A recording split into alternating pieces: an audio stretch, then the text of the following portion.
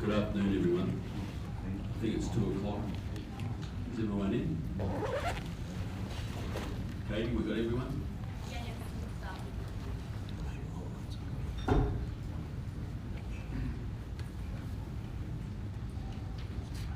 Well, welcome everyone. My name is Martin Rowley. I'm the chairman of Galaxy Resources Limited, and I'll chair this meeting today. On behalf of the fellow directors, of which 2 are here, Mr. Alan Fitzpatrick and Mr. Anthony C. The other directors send their apologies, but they also are cost conscious. I welcome you to the 2019 Annual General Meeting of Galaxy Resources Limited. I call the meeting to order as it's 2 o'clock. Could I just ask that everyone make sure that their mobile phone doesn't interfere with the meeting agenda? I confirm that a quorum is present and now formally declare the meeting open. I thank you for your attendance today, and I extend a warm welcome to our individual and institutional shareholders and to others who have an interest in the progress of the company. Apologies have been received from our non-executive directors, Peter Backus, John Turner and Florencia Heredia, who are unable to join us today for mainly geographical reasons. We also have in attendance our CFO Alan Rule, our Company Secretary John Sanders, our C, and Mr. Brian Talbot, the COO. Representatives from the company's auditor PwC are present and will be available to answer questions on the financial statements. Our share registry Computershare is represented today by Rod Soames. I also would like to welcome our Mr. Simon Hay, who is our new Chief Executive, who will take up his appointment on the 1st of July 2019. Simon, can you stand up? He's already participating well in the company, and thanks for attendance today. To enable shareholders to consider the business of today's meeting, a notice of meeting was circulated to all shareholders, which I'll take as being read. Before proceeding further, I advise that 1,113 proxies totaling 119,796,518 votes have been received for this meeting. Where a proxy vote has been given to myself as chairman of the meeting without instructions, I intend to vote in favour of each resolution. I now turn to the formal matters to be considered today. The proxy votes which have been submitted for each resolution will be shown on the screens behind me. I will take questions on each resolution from shareholders or their representative. An opportunity for general questions will be available following the formal business of the meeting. When I open the floor to questions, if you wish to ask a question or make a comment on a resolution, please raise your hand and wait for a microphone to be presented. It would be appreciated if you could state your name and indicate whether you are speaking on behalf of your own shareholding or whether you are speaking as a proxy for another shareholder. At the conclusion of the formal part of the meeting, Anthony will make a presentation on behalf of the board, following which there will be an opportunity for questions. The first item of business deals with the financial statements and reports. These have been forwarded to shareholders who requested them and are now laid before the meeting. These financial statements and reports are for the financial year ended 31 December 2018. This is not a resolution. As I have advised, representatives from the company's auditors are present today to answer any questions shareholders may wish to direct to them in relation to the conduct of their audit or in relation to the preparation of the financial statements. I now invite questions and comments on the financial statements and reports. Are there any questions?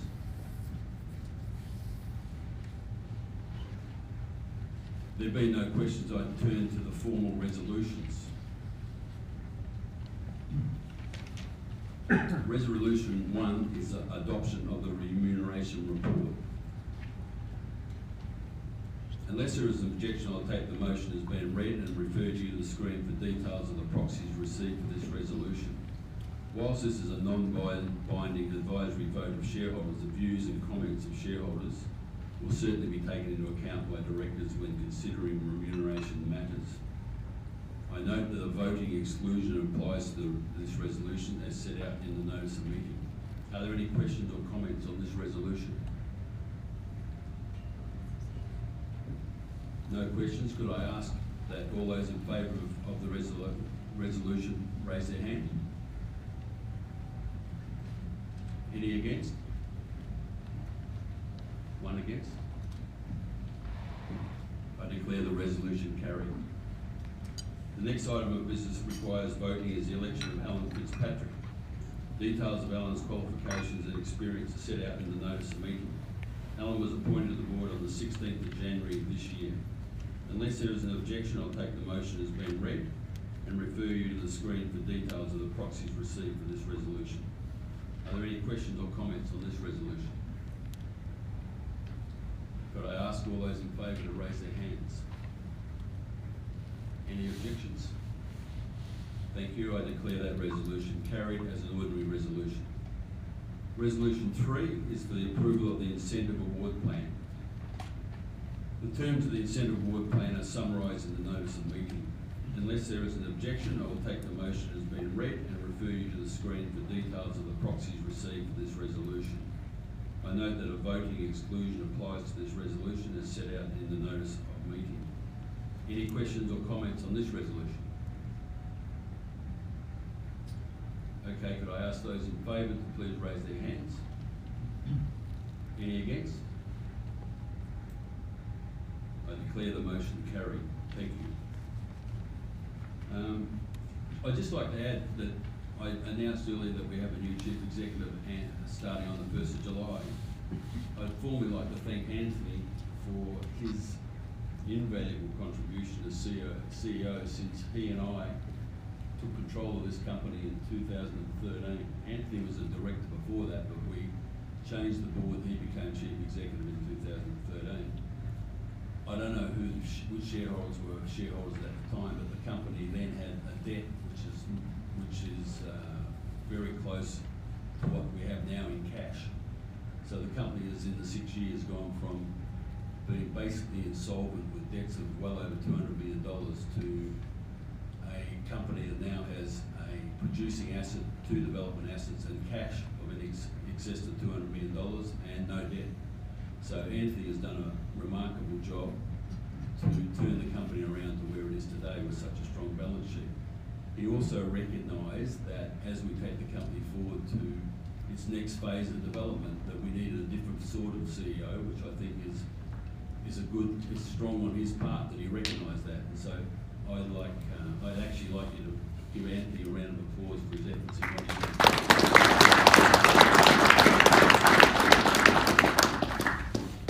Ladies and gentlemen, that concludes the formal business of today's meeting. Thank you for your attendance and participation, and I declare the meeting closed. Anthony, if you can now give your presentation to our shareholders. Very good to see some familiar faces here today. Long time no see, and great to chat earlier, and we'll be around to continue some of those conversations afterwards. As usual, I'm probably going to be doing a little bit of an operation and a project update just to recap the year that Galaxy has had. But more importantly, during these probably a little bit more turbulent times that we've seen in the lithium sector, to try and provide a little bit more visibility and clarity in terms of where I think that the sector is likely to be trending and heading, notwithstanding some of the headwinds that we currently face today in terms of pricing and volatility. So with that, DJ Dan, could you start the ball rolling? We also wanted to put together a package that helps shareholders help visualize kind of what our projects look like. It's been a few years since kind of, as Martin said, since we took over the company, so you see a lot more video footage in what we see today. So without further ado, first and foremost, most importantly, health and safety. 850,000 hours worked. At Cattlin today, we have circa 100 people, 100 staff on site, and with our contractors, that adds another 150 to 250 people on site. Mount Cattlin has essentially been LTI free since we restarted the operation there. For those of you who have a slightly longer memory, as long as I've been with the company on the board, this is essentially Mount Cattlin 2.0. And this was restarted in 2016, following the initial partnership with General Mining, which we then subsequently kind of re-merged and then restarted the operations at Mount Cattlin. Importantly, it has been LTI free during all that period of operation. We did record one LTI at our Vida project last year.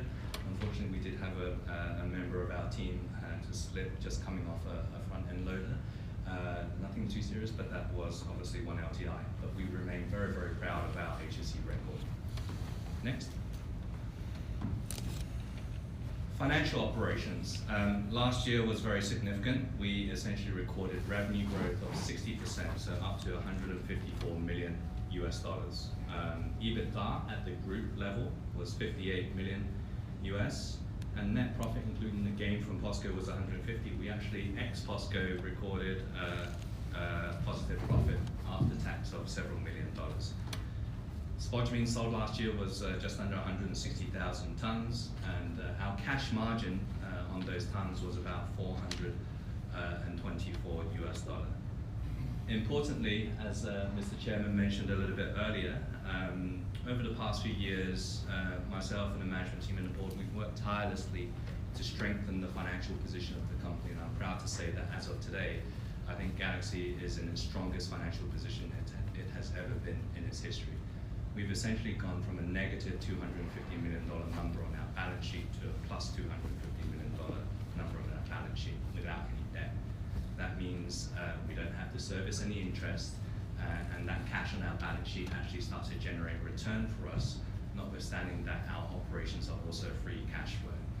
The other important thing that we've done in the past few years, just to recap for everyone, is all of those strategic transactions that we've done, we've actually internalized a lot of those activities. So we actually haven't used advisors, consultants, essentially to help us do a lot of those transactions. So a lot of advisor fees saved there as well. Next. So this is a little bit of a razzmatazz just to give you a sense of the reach of Galaxy's assets today. We are essentially very much a global company. We have an operating asset in Australia, and we have an increasingly growing operations at the moment, about circa 50 people in Argentina, and a small core team in Montreal in Canada as well, running our Quebec project. So if we go into the next couple of slides, just gives you a bit of an update in terms of each of the project highlights. So first and foremost is Mount Cattlin, just to recap kind of some of the production numbers there. Importantly, last year we achieved essentially an average product grade of 5.76, and throughout the course of this presentation, what you'll start to see is that we'll start to be improving some of that product quality in the market as well, not only from the grade of the concentrate and the spodumene, but also from some of the impurity contents that we see in some of that. Mount Cattlin last year generated at the operating level $70 million US EBITDA. That equates to about a 46% EBITDA margin. In any business that I've been in over the past 25, coming 30 years, that is a very, very healthy margin that we generated last year. Obviously, we've encountered a bit of headwinds this year in terms of the concentrate pricing, but with our continued focus on cost reduction, which you would have seen in some of our recent announcements on Mount Cattlin's performance in April, you will see that we are still able to maintain a very healthy margin. Next up then.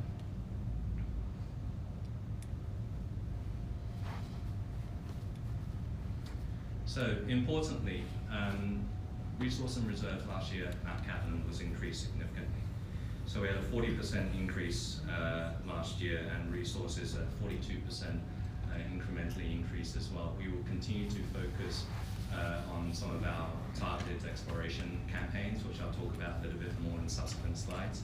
But we're happy with the progress that we've made on the exploration work that we've undertaken at Mount Cattlin so far. Salar Vida. So that's not a very good picture. You'll see, I think, some video footage a little bit later that will give you a sense of what we're doing there in terms of the field work. But obviously the highlight of last year was the announcement and the subsequent closing of the transaction with POSCO. So just to remind shareholders, this involved the sale of about 44 tenements in the northern part of our property holdings, and approximately 1.6 million tons of measured and indicated resource on an LCE basis. Now, we were able to structure a deal where essentially we pocketed a consideration of $280 million US, And although we sold 1.6 million tons of measured and indicated resource, we actually had zero impact on our reserves whatsoever. So our reserves remain completely intact at Salar Vida, and therefore our project life also remains unimpacted. Last year we did actually have a little bit further developments on the exploration side. So prior to the POSCO deal, this pro forma number probably would have been about 4.09 million tons, and that's gone up to just shy of 5 million tons LCE today.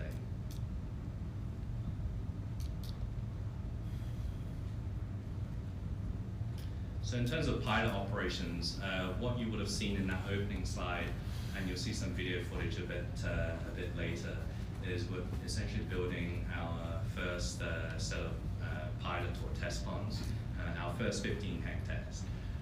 Essentially, that will allow us to also scale up our pilot operation plant in the Puna. So this is a location which is actually very remote.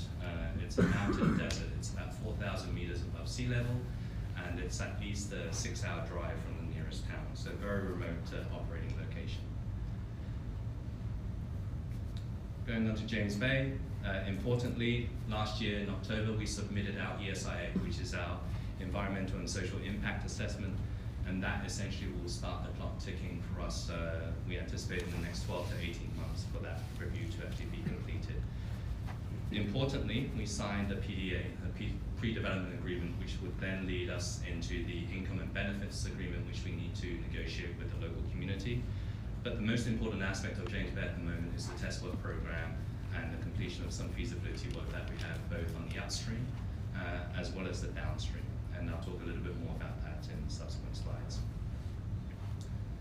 So that just gives you a little bit of a recap. And when this scrolling is finished, I think we can move on. So we want to show you some footage. This is still, Brian, this is probably still the old Dowling pit, right?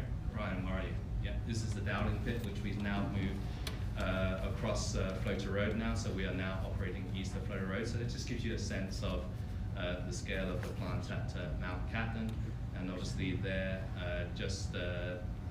you see the DMS, and also the taller building there is our yield optimization structure building. Cube obviously are still doing our trucking of material to the Esperance port, where it gets loaded onto dry bulk carriers to be shipped to China.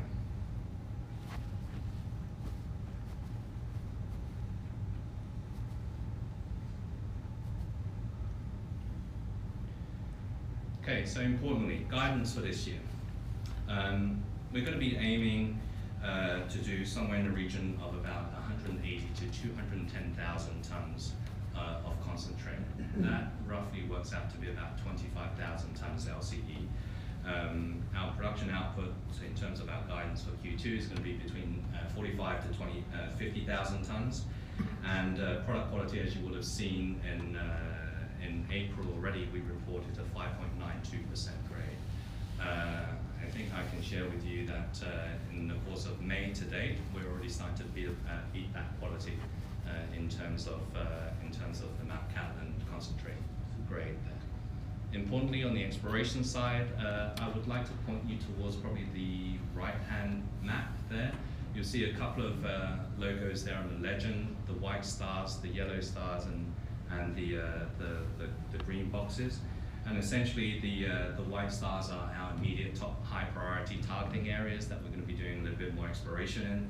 And so we've got 4 of those targets there, and the yellow stars are our secondary priority targets, and basically our green rectangular boxes that you see there. So most of our activity this year will be concentrated within a 10-kilometer radius or so of the current operations, with some additional geochemical sampling to be done towards the southwest there.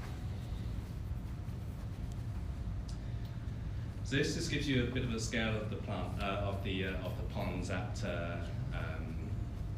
Salar Vida. So this is 15 hectares. So the earthworks have actually now been completed, and we're going to be lining those ponds over the course of the next coming couple of months. And probably sometime around July, August, we're going to be starting to fill those ponds and pumping brine and starting evaporation into that as well. So importantly on Salar Vida is some of the project development work and the test work program that we're completing at the moment.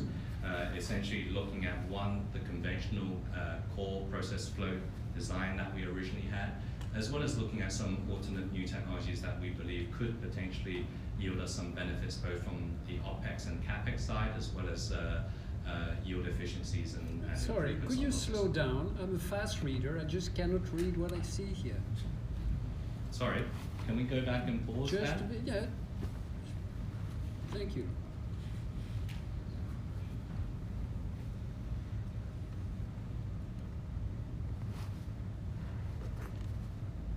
No, you don't have to go back, just.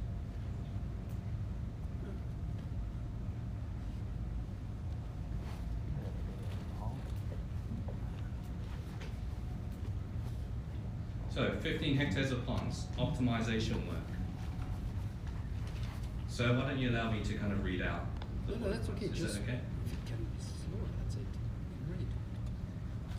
In terms of value engineering, we're going to be looking at various options in terms of our energy mix at site, and some of those options will actually include potential solar generation at site, and obviously that potential will also involve lithium inside batteries as well.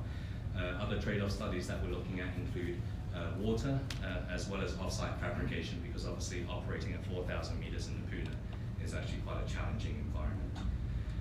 Government and community relations, one of the things that's actually quite important is we recently actually opened our new office, our headquarters in Catamarca. It's a 600 square meter building. Currently we will have about 50 people housed in Catamarca. By next year that will probably be going to about 70 to 80 people in Catamarca there. We also have initiatives going on with local stakeholders, including the local universities, as well as training programs to upskill the local workforce. Financing, I think we've mentioned before, POSCO transactions has now fully settled, and the funds are essentially in the bank. And we are actually still continue to be engaging with a small select group of interested parties for potential strategic partnership on Salar.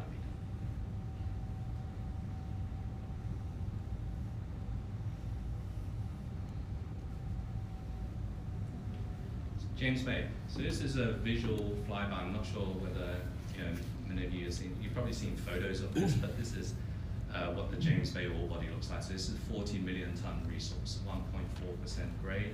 It's very coarse pegmatite, very similar to Mount Cattlin, but importantly it outcrops. And so we've got a much more favorable strip ratio there at the moment. And at the moment, in terms of our key focus of work is essentially on the feasibility study, which I mentioned before. We are contemplating essentially building a concentrate operation of up to 2 million ton per annum throughput. That will allow us to build an integrated operation, produce enough feedstock to feed a 40,000 ton per annum conversion facility, which we are currently contemplating to locate in North America. Permits and approvals, essentially I mentioned the ESIA, which has a 12 to 18 month kind of program from henceforth, and we've essentially already engaged with local stakeholders to move towards signing up an IBA within that time frame as well.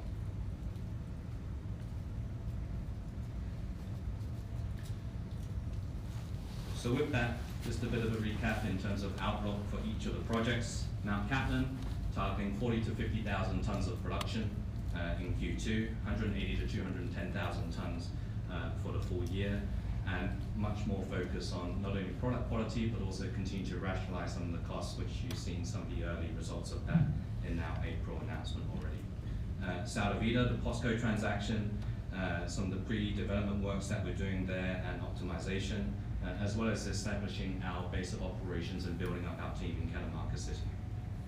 James Bay, feasibility test work program to be completed. We'll be borrowing all of our experience that we had, not only from Mount Cattlin, but also the history that we had in running and building the Jiangsu operations, which was China's largest battery-grade lithium carbon operation in Zhangjiagang, which ultimately we eventually ended up selling to Tianqi. Last but not least is macro, which I'll probably skip on because we're going to be covering a lot of that in the market update. So with that, if you allow me, I'm just going to take a sip of water before I go into probably some of the more heavy lifting on what we see going on in the market at the moment. Would anyone like to ask any questions now before we move on to that? Just, sorry. Yeah, may I ask one? Do you know the final tax liability on the money from Costco? Yeah. And what is that? So the final tax liability, so what we essentially did was we put in place some financial hedging to deal with that. The original number was supposed to be about 65 million out, $67 million. But because of the hedging, we actually ended up saving about 10. So we ended up saving $10 million on that tax liability. The other tax that we ended up having to pay was at the provincial level, which is a turnover tax of circa $8.5 million. And both of those, we are essentially looking to working with the local authorities, both at the federal level, but also at the provincial level, because we are actually proceeding to be spending and investing on the project to actually seek a portion, a substantial portion of that by way of actually getting some rollover relief for the project. So that obviously, Argentina being quite bureaucratic, will actually take some time, but we actually have engaged with the relevant parties in order to pursue that going forward. So notwithstanding that we've actually paid the tax, I think we're also going to be having some discussions with the government to claim some rollover relief back on that. So Alan, just to be precise, what was the exact dollar figure that the company paid out about 2 weeks ago? 57 million. 57 million US in pesos. A lot of pesos. I was just wondering if you could talk a bit about our investments in other companies and what you expect us to get out from those investments, and whether you think there'll be further investments. Sure. I'll take one. Yeah, you start. Okay. So why don't I take Lepidico? And Lepidico is something that we've kind of had an eye on as a little bit of optionality from a technology play perspective. The reality is that the lithium market is going to be very much here to stay for the next 10, 20, 30 years, and hopefully, by the time my kids actually have kids as well. And the reality is, during that time, the development of technology and how efficient it is to get lithium out of all sorts of material, not only standard brine and standard spodumene, but more unconventional material like micaceous spodumene, i.e. spodumene that has a lot of mica in it, is also going to become important over time. And one of the things that we did with the original Lepidico investment, and actually we did subsequently follow on with that initial investment, is essentially buy ourselves some optionality, buy ourselves a seat at the window in terms of how that technology will develop over time. Now, one of the interesting things recently that we would have seen is Lepidico made an announcement that they'll be partnering up with a company called Desert Lime, which is actually essentially a lepidolite concentrate producer. It's in Namibia. And so that will allow us a bit of an inside track in terms of how potentially, if at some point in time Galaxy wants to develop other resources, we could have a go at potentially considering what I call some of the more unconventional type of resources within lithium. So that's kind of for the don't know if you want to talk about Yeah, well, in relation to the Alliance investment, one of the concerns we've had as a company is the mine life of Mount Cattlin. It's, depending on exploration success, 5 to 7 and 8 years, and our off-takers are long-term investors in the lithium market. They want to know where their product is going to come from for the long term, not for the next 5 or 7 years. Alliance has a very good resource. It is the highest quality. We speak to the off-takers in China regularly. They say it's the highest quality produced in Western Australia. But they do have, at the moment, a mine life which is not dissimilar to ours. So the reason we took that investment was to give ourselves the opportunity to direct some of the expenditure of that money on exploration. So the potential is to increase the mine life to what I perceive as a good target of 15 years minimum. We can then review where we are with that company after that success. We're confident there will be an exploration success, and therefore we are close with the Alliance people. We can review the situation. I forget how long the exploration program, 18 months, isn't it? Yep. Yeah. So that's the plan for that one. It's a, you know, relative to the money that we took out of POSCO, for example, it's a relatively immaterial amount of money, but it gives us an opportunity to potentially participate in a longer mine life. That is the plan. Yes.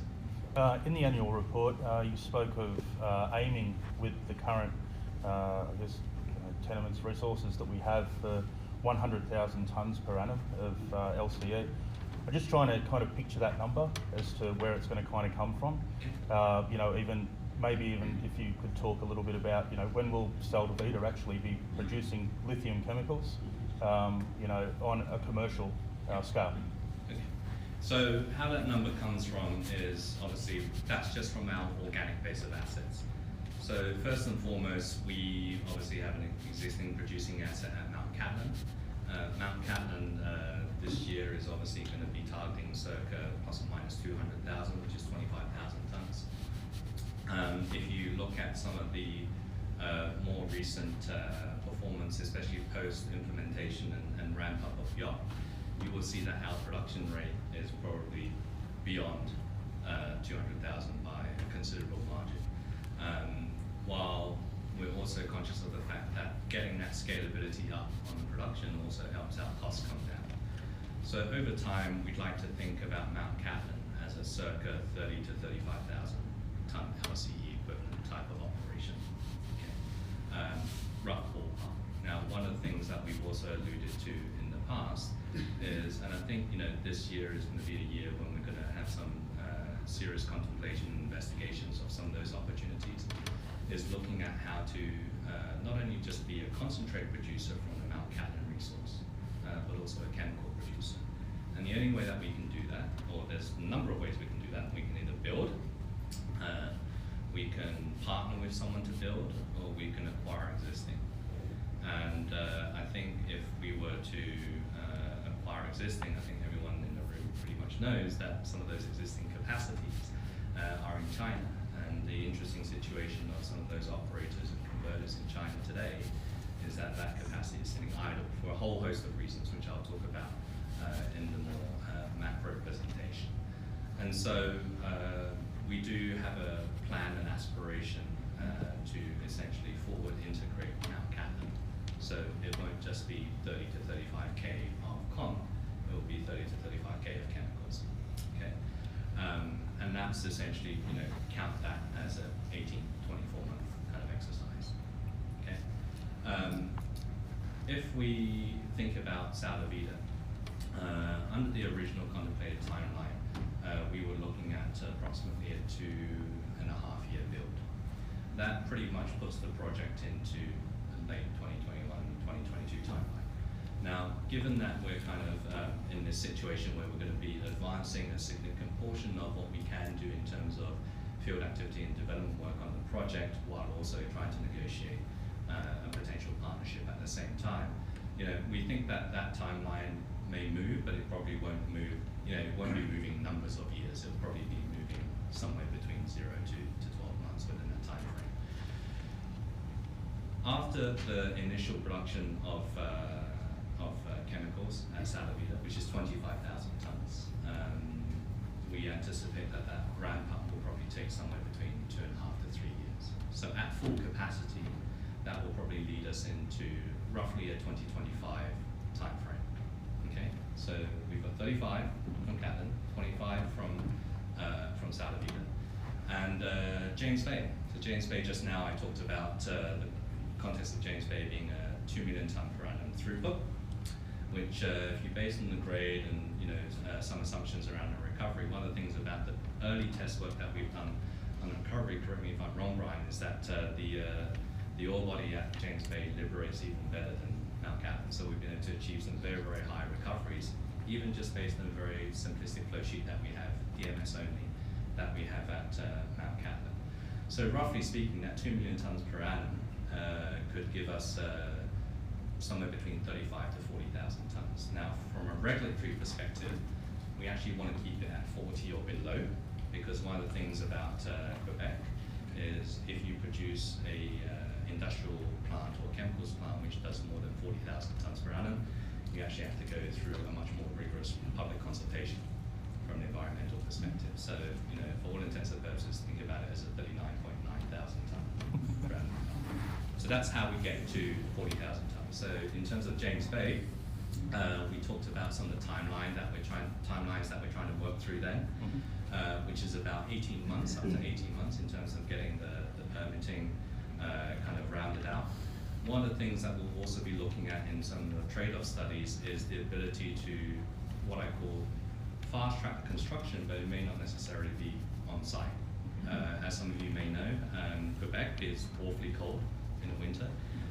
It's very difficult working conditions on the ground, and so you don't necessarily get your full 12-month cycle of construction. So one of the things that we're looking at to potentially accelerate that timeline as well is, you know, what could we potentially do off-site ahead of kind of construction on-site. But roughly speaking, that will then also be a circa 2023 kind of timeline based on kind of some of the timetables that we ran through just then. And so assume for slightly different from a brine plant, for a mining operation of concentrate plus a converter operation, I would probably budget somewhere in the region of about a 24-month kind of ramp-up period. We may actually end up first producing concentrate and maybe having that toll treated for, let's say, a year before the chemical refinery plant is actually completed and commissioned. But the overall aim, Chris, coming back to your point in terms of the 100,000, they come from those 3 projects, and that 100,000 target is by 2025. Great, thanks. And you know, that's the stated objective of the board, that from our existing projects we get to 100,000 tonne of LCE. It doesn't necessarily mean you have to have a conversion facility, because the LCE is just the equivalent of the spodumene production on that, the hard rock and mines in both Quebec and West Australia.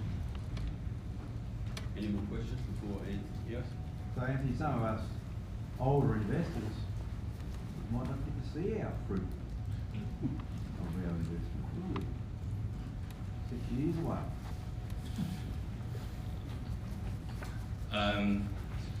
I guess my question for you as a shareholder is, what is your time frame for investment? Yeah. I think for all of us, everyone has a different investment profile. You know, as many of you may know, I'm also a large shareholder, individual shareholder in the company. I've actually not sold any shares at all. If anything, been topping up. From my perspective, I think that you know, Galaxy in the sector overall actually has a very positive future. I'm a big believer, as some of you may know from my previous industry experience, in industries and sectors which actually have an element of disruption. And from my past experience of what I've seen within the technology space, lithium and the whole sector around energy storage, portable electronics, and also obviously electrification of transportation has all the signs of disruption. But just like any other disruptive industry, or any industry going through disruption, you're going to have some early years of volatility. One of the things that I am proud to say that we as a team have been able to achieve is today we have gotten the company into one of the most strongest financial positions in the history of the company, so that we can actually benefit from that over time. That financial discipline is something that we aim to be maintaining going forward, both in terms of the operational discipline, but also the value creation discipline as well. Okay? In terms of, you know, if we're looking at joint venture partnerships, we would like to see those joint venture partnerships, you know, have an appropriate recognition of the value of our assets. You know, we're in a fortunate position today where we have a producing asset today which is generating cash flow. We're not a single project company where we have to do a deal, otherwise we're not going to make it, otherwise we can't keep the lights on. And compared to, as the chairman said a little bit earlier, compared to probably 5 or 6 years ago, those were completely different considerations that we and the rest of my team, albeit a very small team at the time, had to face. And so what we're looking to do here is really trying to build for the future. I believe that Galaxy, you know, has multi-billion dollars opportunity, but we are going through, and I'll go through in this presentation, we are going through a period of volatility in the market at the moment. Yeah, if I could add, I mean, Galaxy still retains a fair bit of nimbleness terms of its operations. If you're an investor in a major mining company, it'd be 6 years of studies before you start building the mine. At least we have a plan that within the period of, I don't think it's 6 years, it's going to be no more than 5 years, we will be at those levels of production and producing strong profits. I just thinking that, you know, some of the instos or superannuants that are in the stock, that maybe they've lost a bit of patience, which might explain some of their share price performance. And it may well be that a great stock if you're a 30, 40-year-old investor and watch it grow, but if you're in your 70s, you're going to have a different time frame perspective, aren't you? And yeah, I guess. Well, you know, I don't disagree. I mean, you know, in terms of your decision making about investment, mining companies have long lead times. They have long lead times. And you know, confidentially, we've been talking to Tesla. Now, Tesla is one of those companies where they expect you to build a mine in the next 60 days. Because you know, they're all young, they're under 25. There's 1,500 people sitting under one roof on a computer. Everything happens, in their view, quickly. We try to explain to them that there's a bit of a disconnect in terms of mining companies and supply of the product they need. It takes time. Anthony's been conservative when he talks about the time it takes to get these operations to operate at full capacity. I think that James Bay is a replica, basically. It's in a different environment, but it's a replica of Mount Cattlin. It'll operate quickly straight away. The brine projects are more difficult. We are at the moment investigating other forms of technology to extract brine which doesn't leave you exposed to the weather. It's a 40-year mine life today, but we've got reserves for 100 years. We have to look at this thing and say, and I'm absolutely convinced that within the next 10 years there'll be technology like when SXEW came into copper. It revolutionised how copper was extracted. There'll be changes in the brine business to take account of the fact that weather events become more ordinary than extraordinary. And therefore we're looking at the moment at 3 other alternative technologies which take away the weather risk. We'll analyse those and we'll see whether they are of benefit to the company, but my view is that one of those will be at least run by this company as a test operation next to the traditional ponds. Those are things that take a bit longer, unfortunately, but in the end are of extreme benefit. If you can do the technology, which means you can direct extract brine, the lead time to get to a product is 24 hours instead of 24 months. It's a lot better. So we are, you know, I just have to reassure you that things take time, but we are looking to make sure that these assets add the maximum amount of value for shareholders. Yeah, I just like to spend some of it so that the kids spend it. I've been in here 3 years. By the way, the chairman's 64 as well. You guys have investment. I've been in here 3 years and I was going the wrong way. Galaxy retirement fund.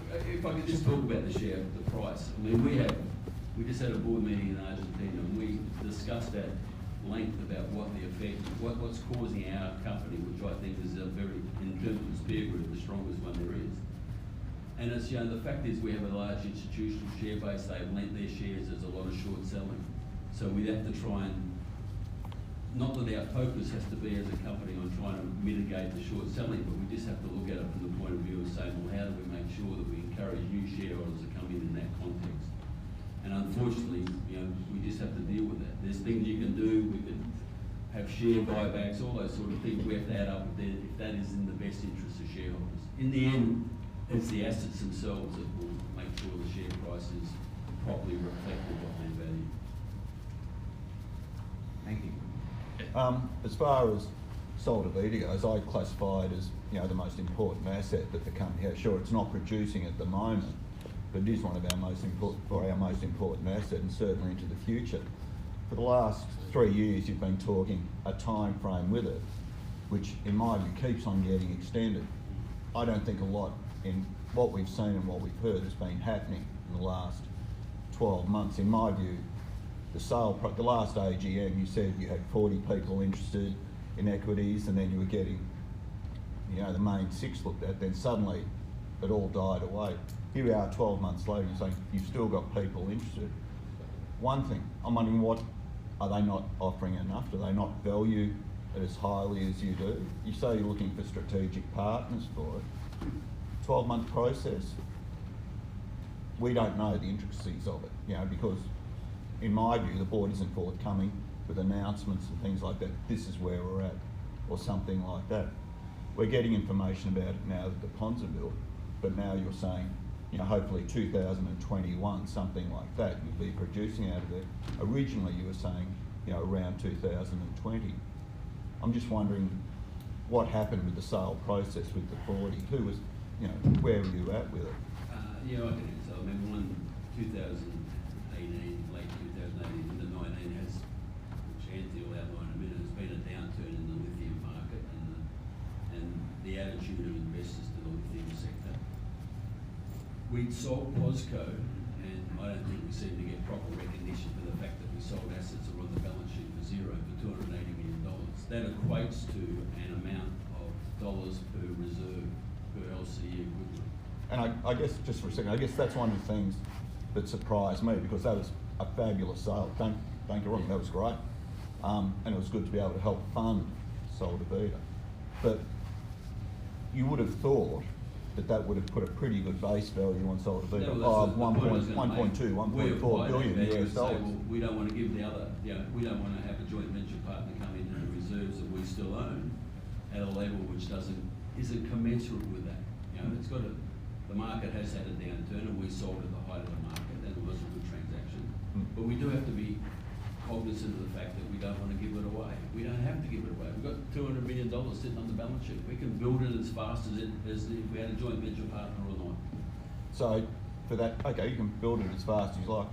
Why aren't you going faster? Well, or at the money moment we are probably delayed while we go through these scenarios of alternative technologies. That's happening. It's in parallel with the normal technology of ponds, but in the end, the benefit will be extraordinary if we can get there. When you get there. Yeah. So just depends on that time frame of when that happens.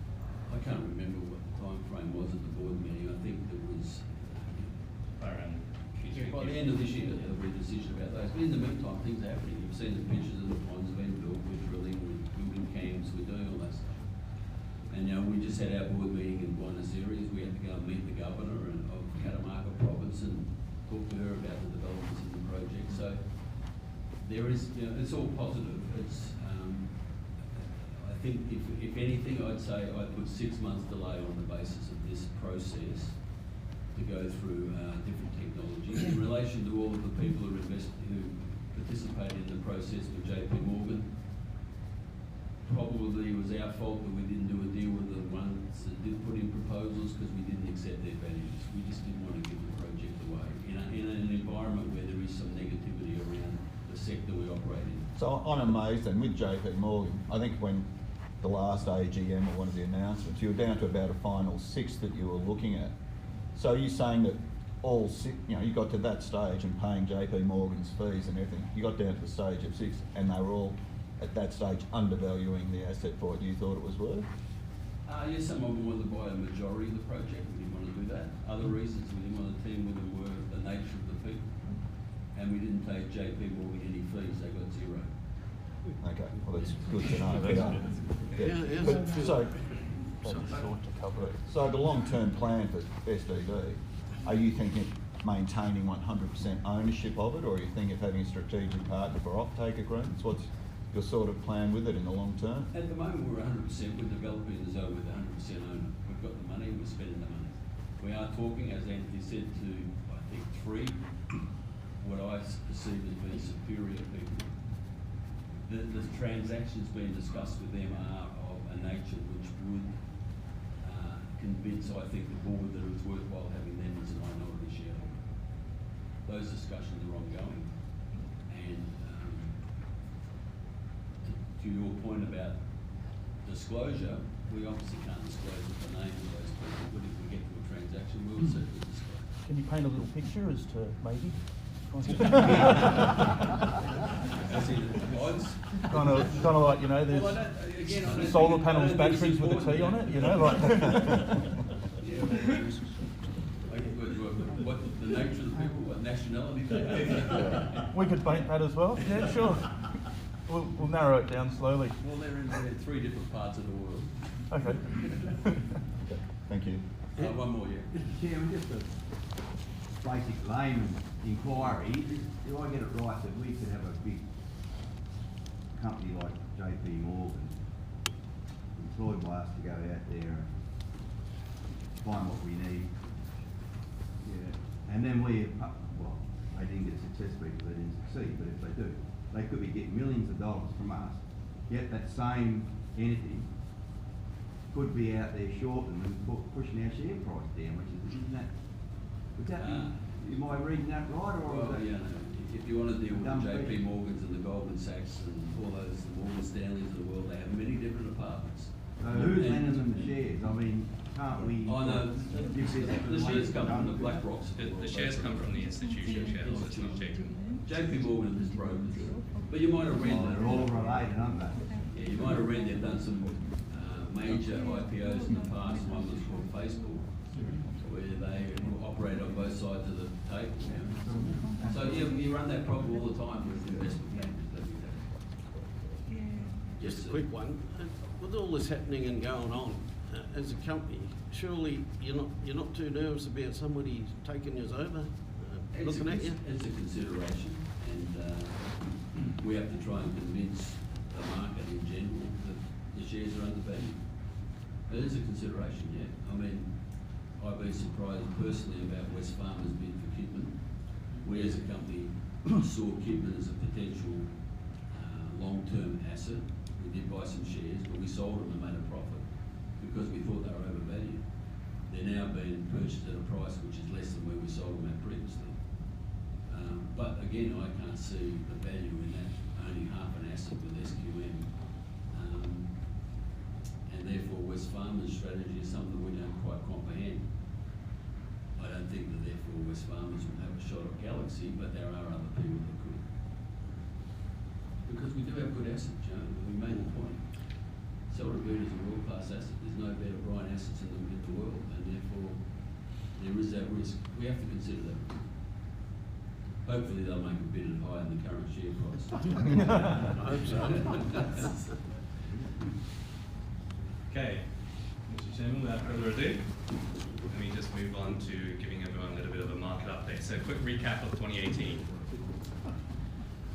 Plus side, demand side of the thematic continue to remain very, very strong. Obviously the EVs continue to be a, pardon the pun, driving factor of that growth. But essentially we also have started to see energy storage start to come into play as well. And this is, from my own personal perspective, this I think is actually the dark horse of demand going forward. Predominantly because the amount of regulatory framework and infrastructure that you need for energy storage is so much more simpler than for EVs. And importantly, the sizes of the batteries are much, much larger capacity. Larger battery sizes eat more lithium, which is good for us. However, last year we also saw the spot prices in China weaken significantly. So probably around the time of our POSCO deal being announced, literally May, I think it was the last week of April, when we started to see that downtick in pricing.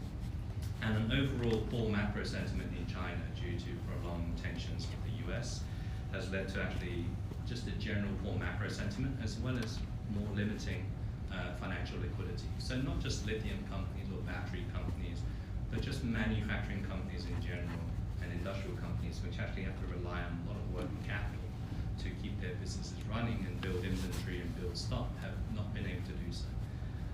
And so the whole supply chain of the lithium sector in China, the lithium ion battery sector in China, went through a destocking cycle. So basically today, you have inventory levels at very, very abnormally low levels in China. During that same period, however, the rest of the world pricing actually remained reasonably robust. And I'll show you some charts a little bit later to indicate that. And last but not least, the quote-unquote tsunami of supply ended up being a little bit, I would say more than a ripple, but it was nowhere near a tsunami. So I think not necessarily just to point out the new producers in Australia, I think everyone had problems with expanding production, including the incumbents in South America. If you recall, some of you may recall, SQM was targeting 70,000 tons last year, and they ended up doing less than 50. And this year they're still only guiding 45 to 50. So it's not just newcomers, it's existing producers, major producers, who also face the same challenges. But coming back to the demand side, EVs continue to be the major growth driver. So last year the world broke 2 million vehicles a year, of which probably 60% of that came from China. However, one of the important things to note is that although China did 1.26 million vehicles as a single market, the growth rate in the rest of the world actually surpassed that of China. So it's close to 70% growth rate versus low 60s in China last year. And essentially, China, the difference between China and the rest of the world is essentially the mix of vehicles. So in China, predominantly it's battery electric vehicles, so full electric vehicles, which constitute up to about 80%, whereas the rest of the world is more like 2/3.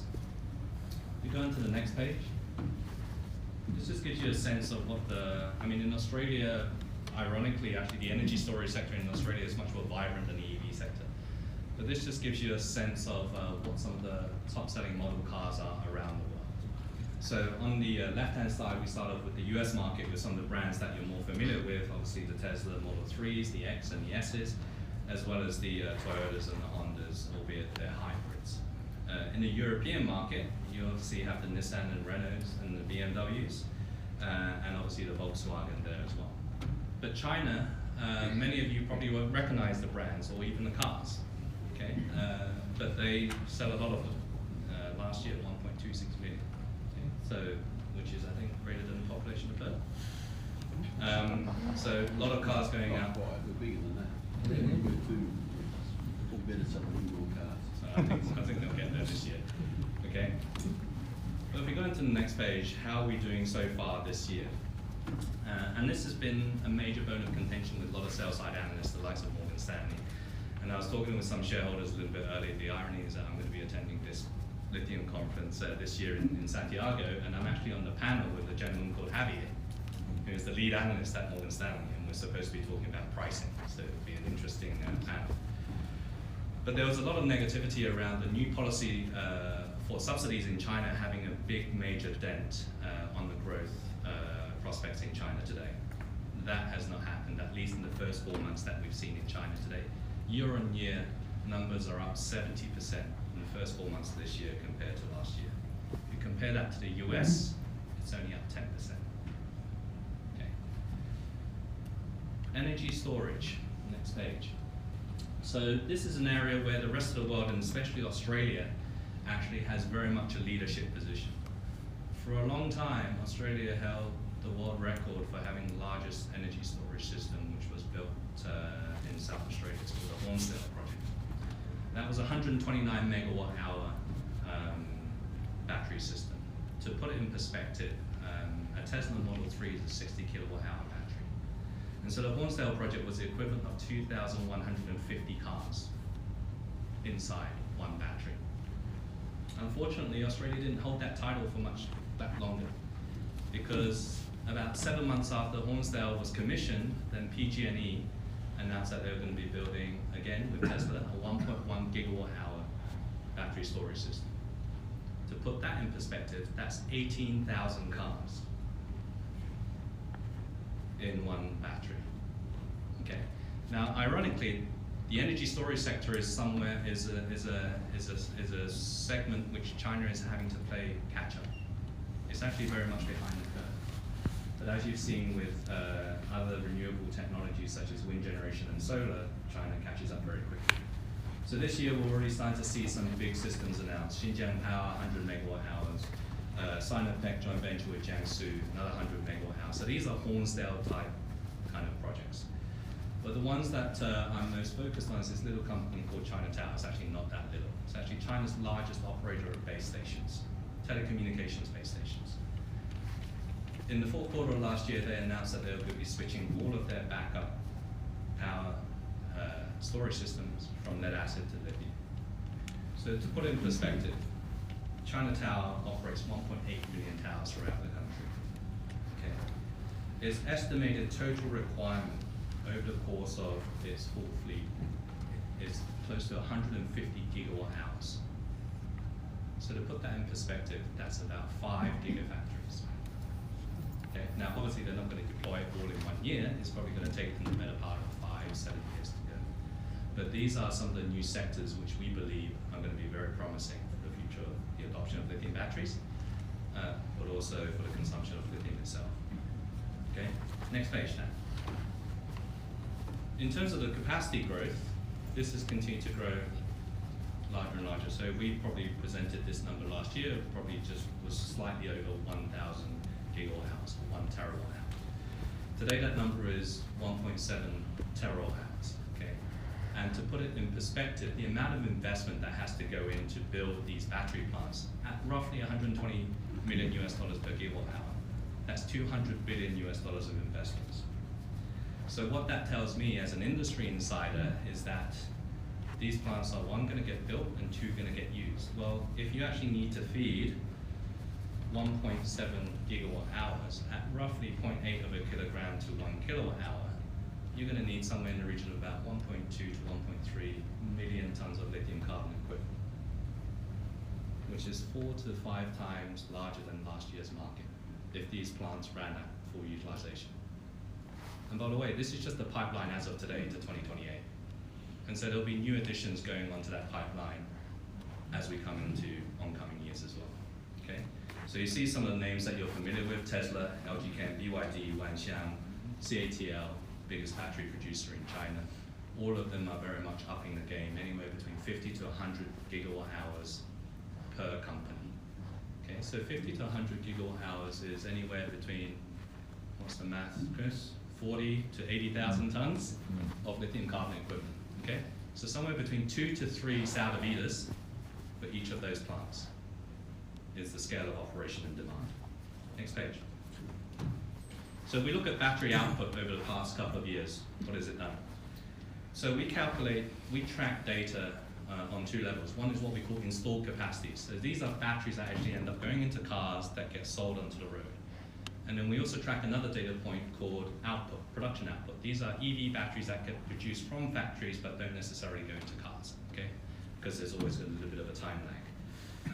Last year, that number was respectively 57 and 65 gigawatt hours. This year, that number will go up to about 80 to 90 gigawatt hours. That's a plus 30, okay, incremental. So plus 30 incremental is roughly about 20-something thousand tons, 24, 25,000 tons, okay? And by the way, this number, sorry Dan, go back one page. This is just China NEV batteries. This doesn't include rest of the world EV batteries. This doesn't include small format batteries, and it does not include storage batteries. This is just EVs. Next page. Year to date, how have we done so far? So basically, each of those bars represent 2017, 2018, and 2019. For the first 3 months of the year. And you can see that the blue bar on that chart is this year. So basically, on an installed capacity this year, for the first 3 months, the first quarter, we've got about 12.3 gigawatt hours of installed capacity. That's about 280% growth year on year. Okay? Next page. So I've talked about China policies before, and a lot of people historically have been very focused on the subsidies. And they hear a lot about whether it's Morgan Stanley's or the Credit Suisse of the world that the subsidies are going away and therefore is that going to impact cars? Well, the reality is that the subsidies have been reduced every single year by a margin of somewhere between 30 to 50%, and yet every single year in China the EV sales keep going up. So clearly there's not that much of a direct correlation between policy subsidies on cars. While it's important to the consumers, some of these things are actually more important to consumers. So I'll start with the bottom table, okay, because this is what the government uses as what they call cashless incentives to get people to buy EVs. So those are some of the top tier 1 cities in China: Beijing, Guangzhou, Hangzhou, Shanghai, Shenzhen, Guiyang, and Tianjin. These are some of the top tier cities in China. So Chris, if you lived in Beijing, okay, and you wanted to get the latest Audi Q8, right, your success rate on applying for a license plate to actually buy that car is 0.12%. Okay. However, you have to go into a lottery system. Okay, so you have to be lucky. If you're in Shanghai, you not only have to go into the lottery system, you have to bid for it as well. So there's an auction, and that auction to buy in costs about 90,000 renminbi, which is about 15,000 US dollars. So let's say Chris lives in Shanghai, and he's not only lucky, but he's also rich. He's got 15K. Okay, Galaxy shares have gone to $5. I've Oh, seen it's some gonna shares. Okay. The thing is that even in places like Shanghai, you get vehicle license restrictions on the number of days you can drive it on the road. But look at that far right column. That column basically says if you want to buy an EV in China today, you have none of those restrictions. So you have a free plate, no lottery, no bidding.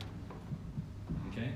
So for other shareholders who aren't as fortunate as Chris, okay, who aren't that lucky, whose probably share price is still at $1.55, if we buy an EV, you can actually drive it straight out of the showroom today. And these are some of the key drivers for the consumers in China. The top part is what you see in terms of incentives for the OEMs, for the automobile companies. So this year we'll see the launch of what we call the NEV credit system. So basically, auto manufacturers have to hit 10% and 12% this year and next year of their vehicle production quota in terms of NEV credits. If they don't, they get penalized or they have to buy it. Either way, they actually get penalized. Okay, so this will be another key driver in order to do that. And CAFC is basically average fuel consumption targets. So the amount of CO2 that you're giving off, liters of CO2 that you're giving off per kilometer, that continues to be kind of driven further and further down. So for some of you who may have traveled to China, to some of the big cities in the past couple of years, you probably find your nose is running a little bit and you're snivelling because the air quality is not that great anymore. Next page, Dan.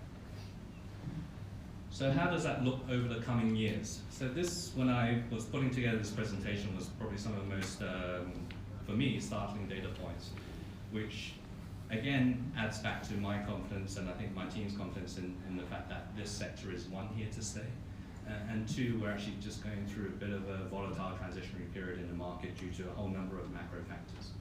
But if you look at some of those projections, on the right-hand side, you see the EV target numbers, and for 2019 and 2020 respectively, those numbers are 1.8 million and 2.5 million vehicles. Okay, China's original target was for 2. This is a 2.5 million vehicle target. On the left-hand side axis, you see the number of gigawatt hours that will start to consume. And what you will notice is that the difference between 2018 to 2019 is essentially almost the total number of gigawatt hours in 2017. And going from 2019 to 2020, it's almost the same number of gigawatt hours as in 2018. Ask a question, please. Yes, go ahead. In China, can they self-sustain their own? Do they have enough brine in the region of China to keep their internally going on their own? They don't. Do they have to import? So, very good question. So on an LCE basis, China last year consumed probably somewhere in the region of about 140,000 tons of LCE overall. A lot of that's opaque. You don't see a lot of the Chinese information coming out, so it's hard to gauge what the okay. So produce. fortunately, I can read a bit of Chinese, yes. so it's a little bit less opaque. But out of that, probably less than 30,000 tons came from the China brines. So I would say probably somewhere between 30 to 40,000 tons of that came from domestic resources, and they have some small lepidolite operations and spodumene operations. But still today, 70% of the feedstock that they need to produce the chemicals comes from outside the country. And so historically, China used to import chloride from South America. South Americans stopped importing chloride. So all of their feedstock import now basically comes from Australia. It's essentially spodumene. So that's roughly the mix at the moment. And just to clarify, I don't think they can increase that 35,000, can they, from the brine project? No, I mean, they're working very hard to try and develop. One of the challenges about their brines is not necessarily the quality or the grade of the brines, it's the impurities in them. And so where Vida and South Americans typically have magnesium to lithium ratios of somewhere between 2 to 3, or in Chile they're between 4 to 6. In Bolivia it's pretty bad, it goes up to about 20, 25. In Qinghai it goes up to 50. That's like industrial grade. Correct. So what they end up doing is they end up producing an industrial grade, and you have a lot of nasties in that material, and so the cost for them, although it's theoretically cheaper production from domestic brines, the cost to get it to a battery grade material is still quite high. Okay, And last year, one of the things that we did see was an increase of domestic production from Qinghai, albeit not necessarily at the right quality. Okay. Excuse me? Yes. So how can the price continue to drift with that sort of supply and demand? Let me go on to the macro side, okay? Because it's not just about fundamentals, it's about the sentiment of the market. So if we look at the China market today, you've got ongoing trade tensions, the cost of borrow. If you're a small, medium-sized industrial operation, your cost of financing is in your mid-teens. The cost to run your business to get working capital is in your mid-teens. So you've got two choices, okay? Either I trim back my working capital, but if I trim back my working capital, that means I reduce my WIP and reduce my inventory. So a lot of our downstream and our downstream customers then start to trim their inventory because sentiment is poor. The second thing is your availability of liquidity from banks now is a lot more restricted. So you're not getting access to that funding that you actually need to grow the business. That's why you hear a lot about these converters who have essentially been built, but they've decided not to run those operations, because if they wanted to run the operations, they've got to do a few things. One is buy some spodumene from Australia, from whoever. In order to do that, what they need to do, they need to issue an LC in US dollars. Well, they can't, some of the smaller operators don't have the financial liquidity to do that. Secondly, when you're actually ramping up a new converter operation, you're not running it at $2,500, $2,800 per ton conversion from the get-go. It runs at probably more like $4,000, $5,000 per ton. At the same time, you've got a macro environment where you see the pricings actually come down. So then if you're the general manager or the chairman or the operator, you're then saying, well, actually, do I bring this thing online now, or do I kind of wait for price to get a little bit better and hold off on my conversion capacity? But there is actually idle conversion capacity in there. Yes, sir. Having said that, Anthony, you still see the graph going up, the demand is there, increasing, but the price of the product's going down. The price of the product has, in my view, in China, has plateaued, and I'll show you some price charts right now. Next page. The 4-chart page, thank you. So let's start with the top left-hand corner. The top left-hand corner, that light blue curve, is the China spot price curve. So what you would have seen is from last year, from around April, you started to see that slide all the way down to about September, October, and it's pretty much remained flat there since then. In that same period, you would have noticed that you actually had a slight uptick in rest of the world pricing. So some of the gentlemen that I was talking to earlier, outside over coffee, is trying to get our heads around the fact that there's not one lithium price, there's a multitude of lithium prices out there. And it's very hard to kind of say, well, that price is going up or that price is going down. If you actually look at that curve on lithium carbonate in US dollar terms, actually Korea and Japan actually was slightly up last year and China actually went down. Okay.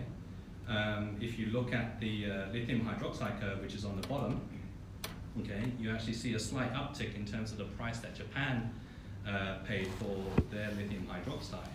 And Korea was pretty much flat as well, and China tapered down. Okay.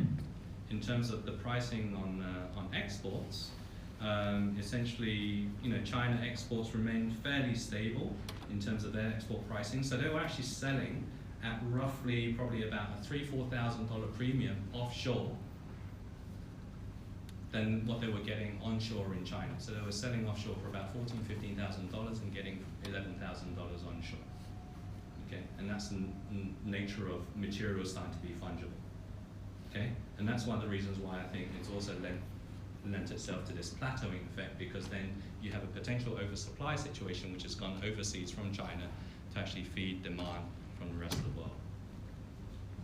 So if we look at some of the trade data by country, Japan. In terms of lithium, sorry, this is actually incorrect. It says lithium concentrate, it should actually mean lithium hydroxide. Lithium hydroxide was up 23% in terms of volume, and carbonate is 19%. Japan, just for those of you less familiar, is essentially a Tesla and Panasonic market.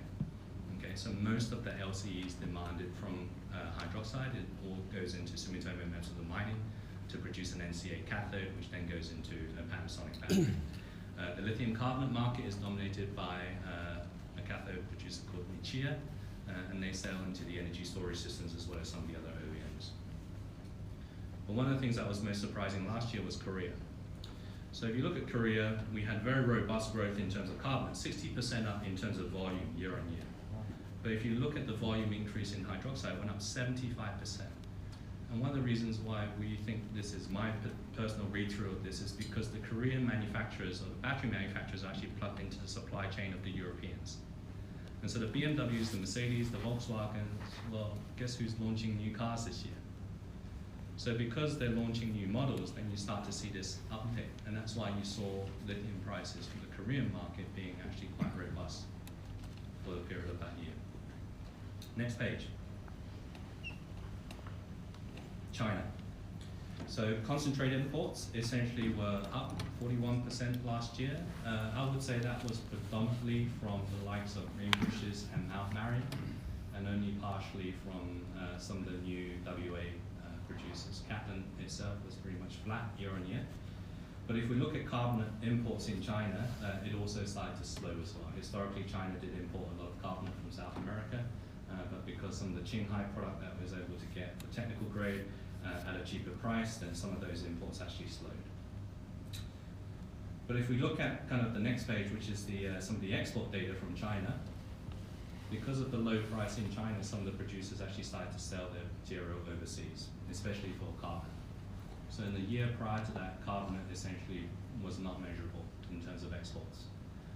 Hydroxide has always been a market there, but that actually experienced some very healthy growth, 40% in Europe. And I have to say that, you know, it's because this material starts to become a little bit more fungible that you're able to see this plateauing in terms of price. Otherwise, you get a lot more volatility in the China price. Next page then. So in terms of where we are today, China prices have pretty much stabled out.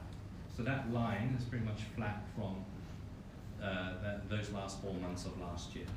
The Japan and Korea price has started to taper down, and we think that's because some of that material that came out of China then starts to lead to a convergence in pricing between what we call rest of the world pricing and China pricing. Hydroxide itself has adjusted probably about 12% year on year, but the Japanese import price, because Tesla has essentially long-term contracts, has been very stable in terms of pricing there. So in terms of outlook, a couple of things that we need to watch out for. First thing is EVs in China, in my view, will continue to be healthy. Okay, notwithstanding the macro sentiment, the consumer side are still adopting electric vehicles.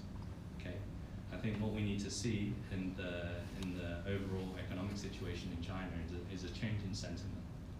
And that change in sentiment probably will only come after some of this tension with the US settles down considerably. The other thing that I think is actually very exciting this year is all of those models which you are more than familiar with. So you probably don't know the GDs, the Cherries, the BAICs, the Jacks, but I'm sure all of you would have heard of Audi, Mercedes, Mini, Porsche, Kia, Volvo, Jaguar, and the Volkswagen. These are all models which are being launched over the next 9 to 12 months, okay, for the remainder of this year and into early next year. And importantly, I know the font may be a little bit small, check out the battery sizes of those vehicles. Okay, they're 60, 70, 80, 90 kilowatt hour batteries. The average size of the battery in China today is only 45. By the way, it's going to 50 and then 55 over the coming 2 years. So what that actually means is that while volume actually goes up, the lithium intensity inside that battery will also go up. So our view is that from the demand side, okay, subject to the turn in sentiment and obviously no further dislocation from an economic perspective, the demand will be there. Okay, this sector is not going away anytime soon. So I think in terms of challenges and opportunities for the market, just to close out, China is facing headwinds. I mean, there's no reason for me to sugarcoat that. Okay, it is facing headwinds. The sentiment has led to limitations in liquidity, low inventory levels, and as a result, a lot of that new capacity that wanted to kind of bring on more chemical capacity had either slowed or it's been temporarily suspended. And in our view, it will be temporary. Okay. We see an equalization of demand and supply of material flowing across Asia, so China material is starting to make its way overseas as well. However, notwithstanding that, we think that the end user segment growth continues to be healthy.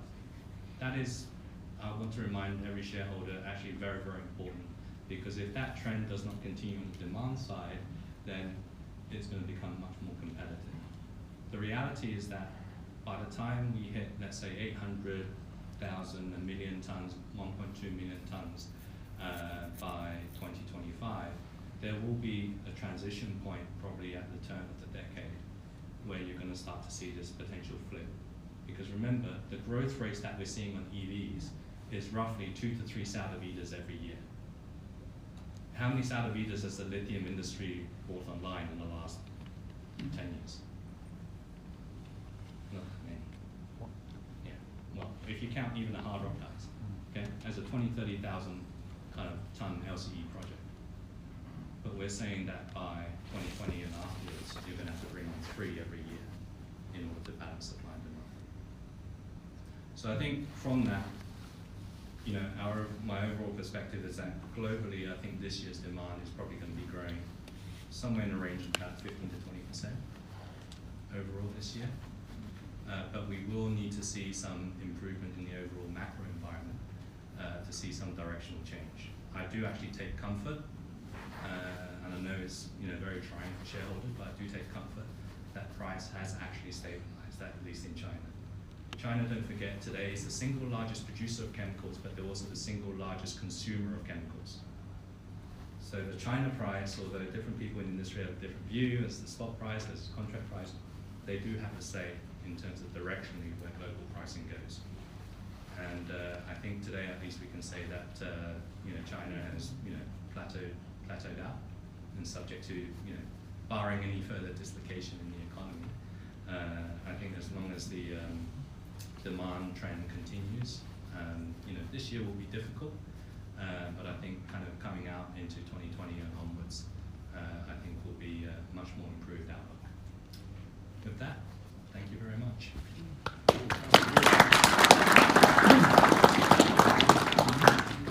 Yeah. Go ahead. Just have a question for Chairman. Yeah. We sort of spoke about it briefly before. With the current share price, circa 150, how could you defend a takeover offer of $2 or $2.25? How confident would you be that you get rid of that? You just have to use the normal defensive tactics of getting valuations done externally on your assets and making sure that the sum of those parts is far in excess of that figure. That's your basic defence, and you know that's. So you'd be confident that you could sweep that away? I'm confident about the valuations. I'm not too confident about what shareholders might do in terms of their acceptance. That's, you know, you have to place those offers in front of shareholders, and some of the institutional people have different time horizons than the superannuation investors. So, you know, we would do our best. Yeah. In the last 12 months, you've spoken about rewarding shareholders. As far as every AGM, we talk about, you know, the board gets options, giving options back to some of the shareholders with different packages. One of the questions I've got is, with SDV, if you had more money in the bank at the moment, would it progress it? If that's the case, why wouldn't you do a capital raising to the shareholders with an options package and help them? You've spoken about rewarding shareholders in the past. Sure, we don't want a dividend because we need the money for SDV, but there is either, a one for every 5. Talking about the entitlement issue. Yeah. You'd have to do it for all shareholders. You couldn't do it as a private placement to individual investors because shareholders are disadvantaged. No, but why couldn't you do something like that to the shareholders? Put an entitlement offer out there to raise funds. That would be one of the considerations about financing if we have a shortfall in the Salar Vida funding. That's an option. Because, you know, every year so we'll look at it can be an option. And as I said about 9 months ago, you sounded as though you were going to be serious about doing something like that.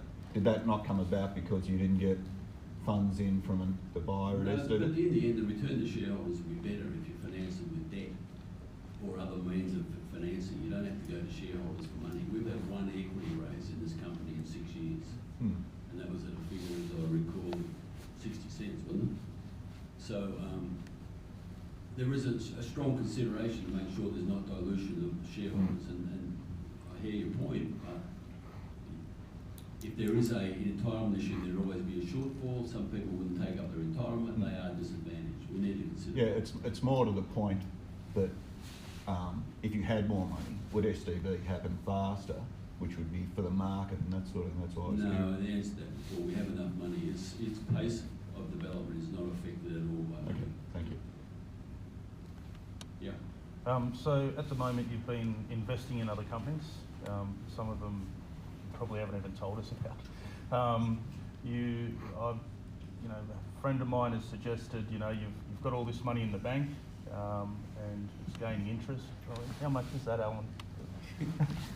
Sorry. Not enough. He's just sending out a tweet. But can we use some of that interest to, possibly, provide a kind of dividend? Well, a dividend, and also share buyback. I mean, why wouldn't you go in with $20 million and kick these clowns around? Those options in the last board meeting, and, I think a dividend is off the table in that it's money that's gone out of the company, but a share buyback as part of our strategy for dealing with short sellers is still being considered. But if you're using interest for a dividend, I mean, you're just making money for nothing. We're lucky we're in that position. We have the flexibility of looking at those alternatives. I mean, I don't disagree with you. we briefly touched upon some of the financial structuring that we did for ahead of paying for that tax, and we actually ended up making money on it. Obviously, that is a fairly substantial chunk of change that's sitting on the balance sheet at the moment, and we are actually investigating kind of, reasonable and appropriate ways to kind of get a better yield other than bank deposit rates off that, so that it allows for the flexibility that the chairman's been talking about in terms of some of the other potential capital management strategies. And some of the commentary I've seen is that money is stuck in Argentina and we can't access it. That's not true. We can take that money out at any time. There is an economic cost, but it's minimal. Like for the whole 200 million, it's like $9 million or something that we have to pay the Argentinians to remove all that.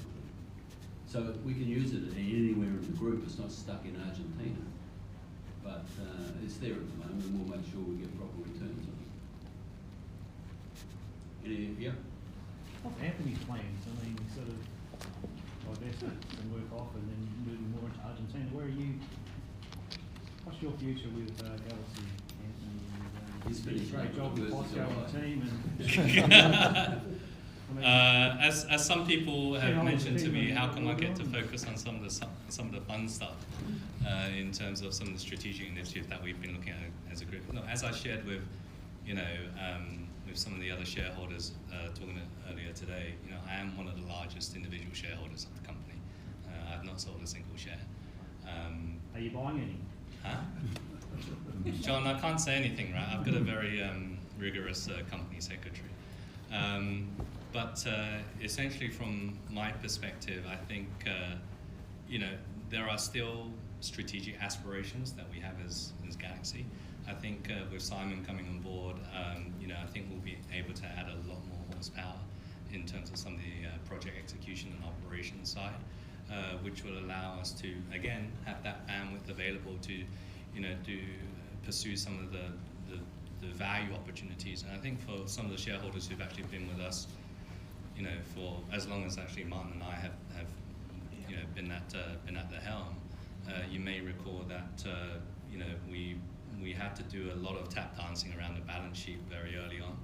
We did it all without the help of any advisors. We didn't pay any fees at all in that early restructuring. We did $440 million of financial restructuring in the early days without having to pay a single dollar in fees. We ended up selling Jiangsu for $173.2 million, which was actually 9 times our market cap at the time. And still today I get the question of, well, why didn't TNT just buy the company?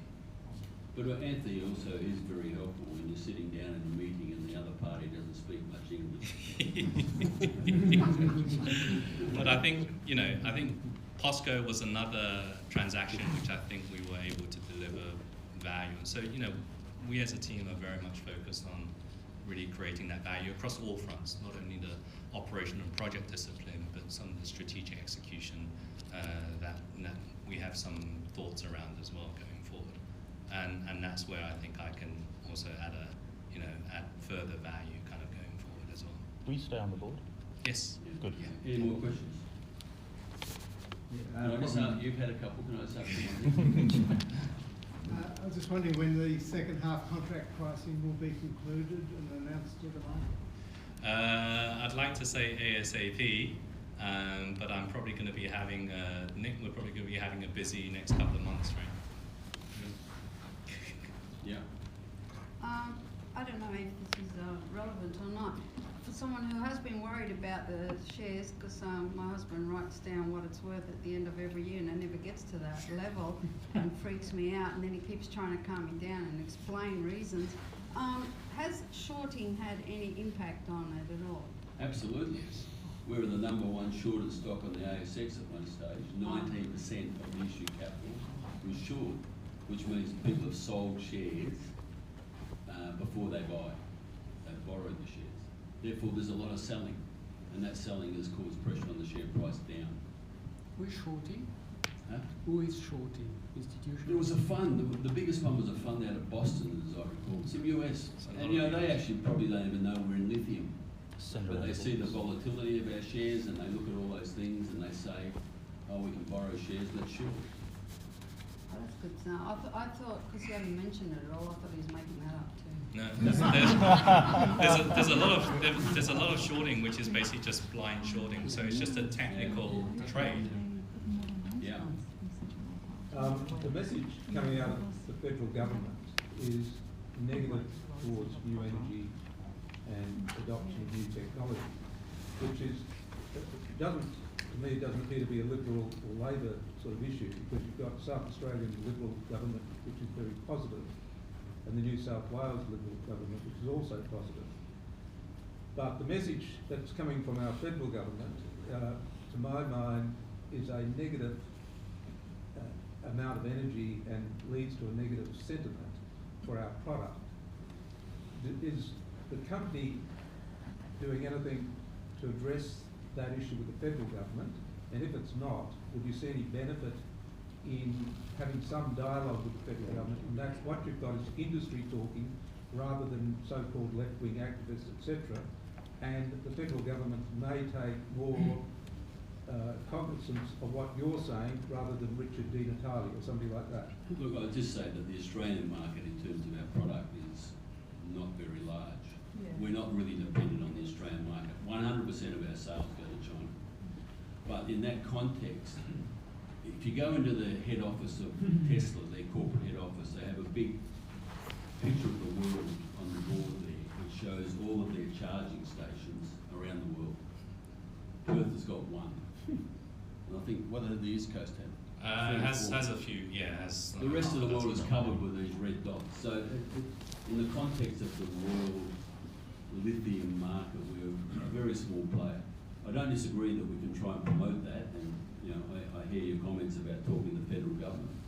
We've actually been concentrating on building our own projects in Argentina and Quebec, and keeping in contact with our Chinese customers. So I could just make a follow-up comment.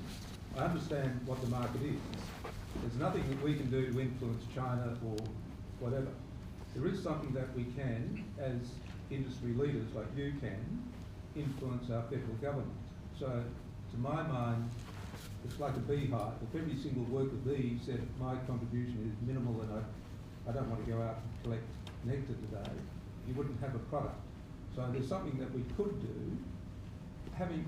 Saying that it's no point in doing it because it's only a small amount. No, I didn't say that. I just said in the context of it being a small amount. I hear your comments. So it's worth doing. I don't disagree with you. So it is worth doing. Sorry, I'm going to be quiet.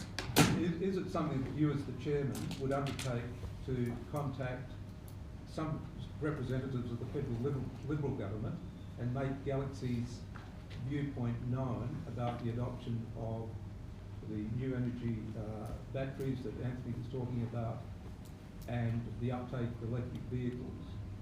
Yes, I'm happy to do that. Yeah. And we've actually had working level participation. So Brian actually was over in Canberra for an industry governmental workshop, which was around, basically the federal government trying to figure out, well, how do we nurture the value chain here?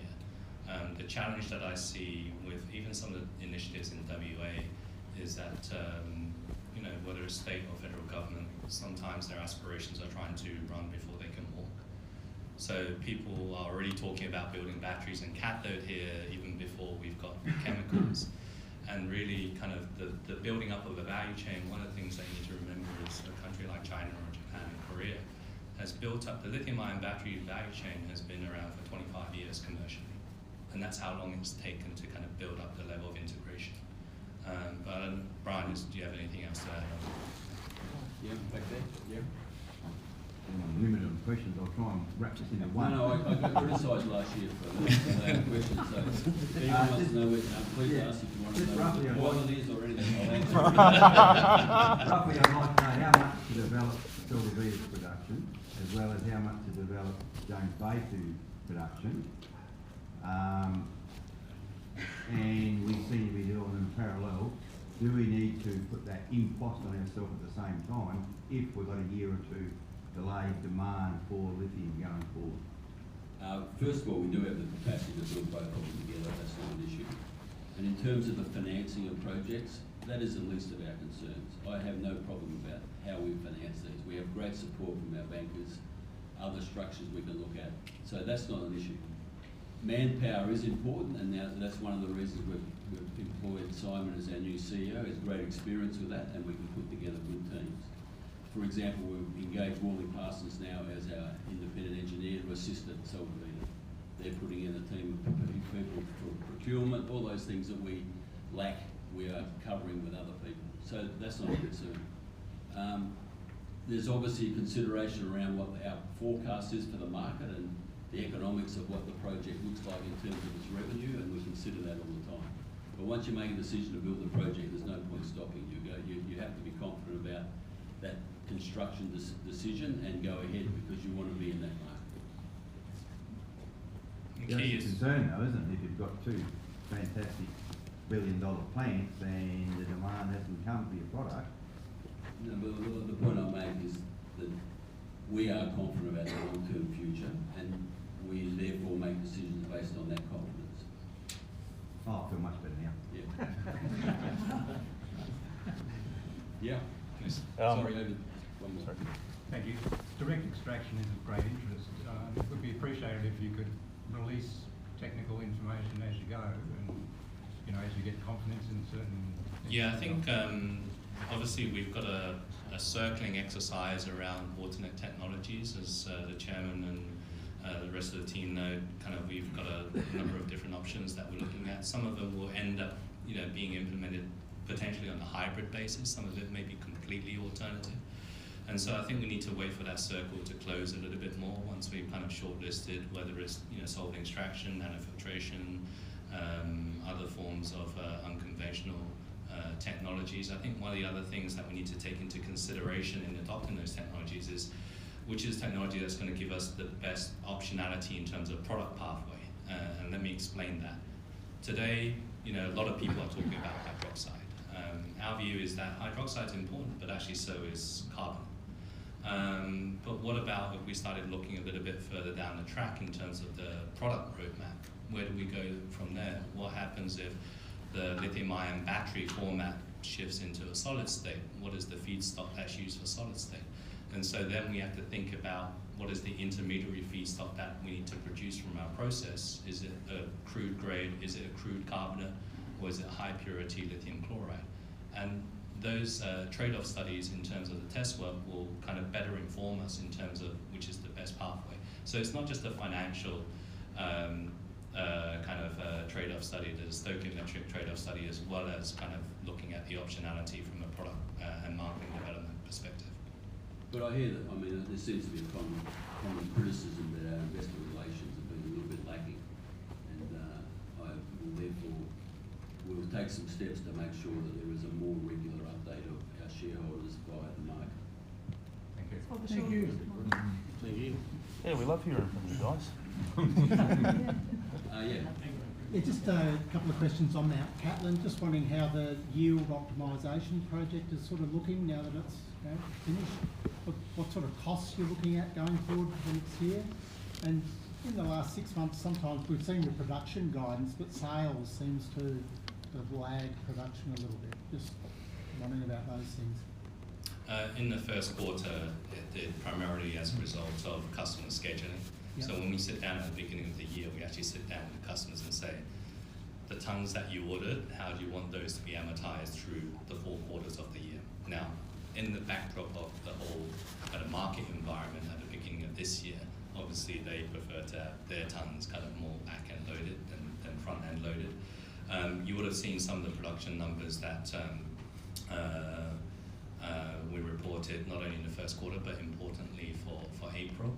I think those are numbers that we should continue to aspire towards hitting, i.e. the low 300 mark, 300 to 350 US, because I think, you know, getting to, you know, there's always been a little bit of criticism about Mount Cattlin as an asset that is, you know, not the highest grade, it's not the biggest, etc. But we've been able to demonstrate that we can actually, you know, one, get the cost down, and two, actually continue to improve on the product quality of our grade. We hit 5.92% in April, and you know, Brian, I think we're confident of kind of getting that number another kind of tick up going forward. But importantly, things like impurities and combined alkali content and iron content continues to be reduced. So it's not only about producing a quality product into the market, it's getting it down to the right level of cost, because that can then give you your competitive edge more longer term in any kind of price fluctuation kind of environment. Okay. Look, we have some refreshments outside, so we'll hang around. Anyone that has any more questions, we're very happy to speak with you. So thanks everyone for your attendance. Thanks for being shareholders. Maintain the faith. We'll deliver on our side as best we can. Thanks very much. Thank you very much.